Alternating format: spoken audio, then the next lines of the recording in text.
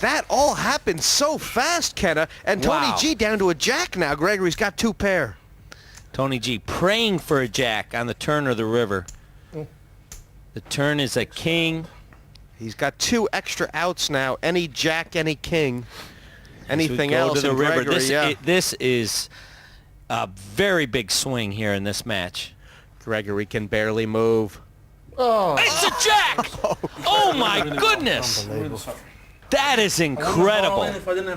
David Gregory has been one of the unluckiest men in televised poker.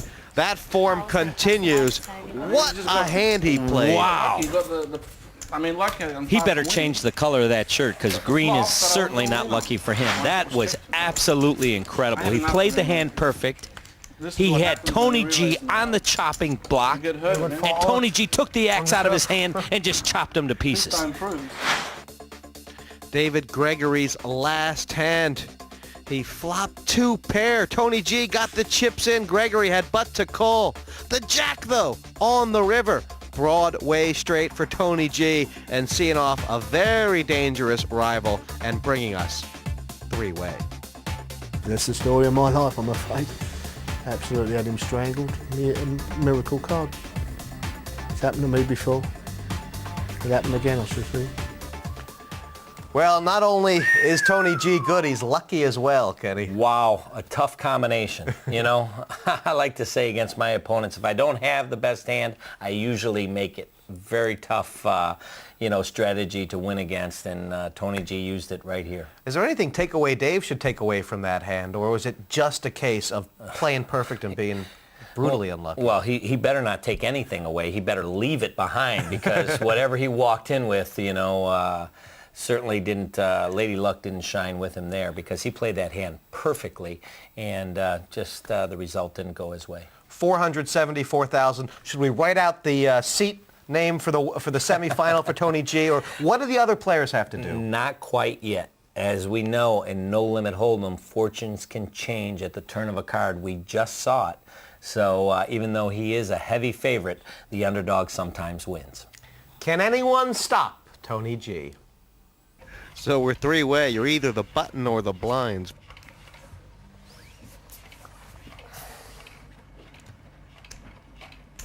Stefan Raab is on the button here. He's got 32,000, and he's moved in with a 10 high. Is this just tactical?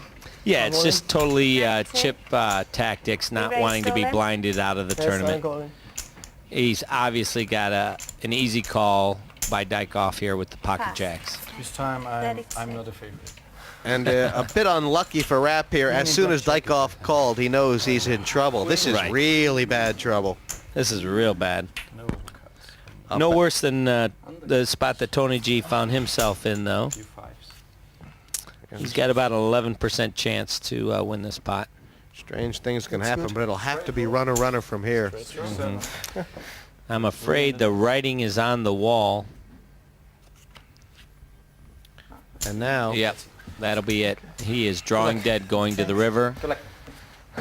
Nothing really went right for Stefan Rapp tonight. Are you still there? A meaningless 10 on the river sends Stefan Rapp to the rail.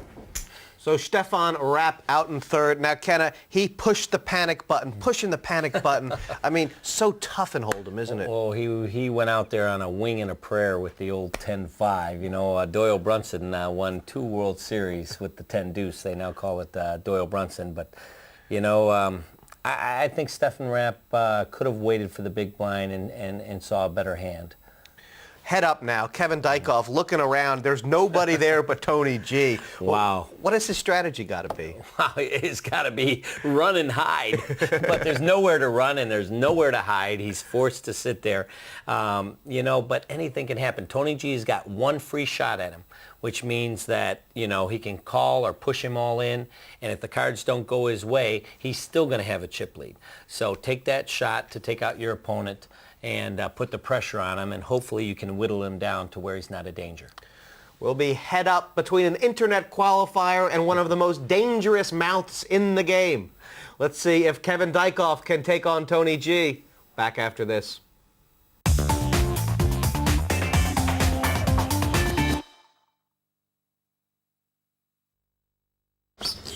no one to play with? There's always PartyPoker.com.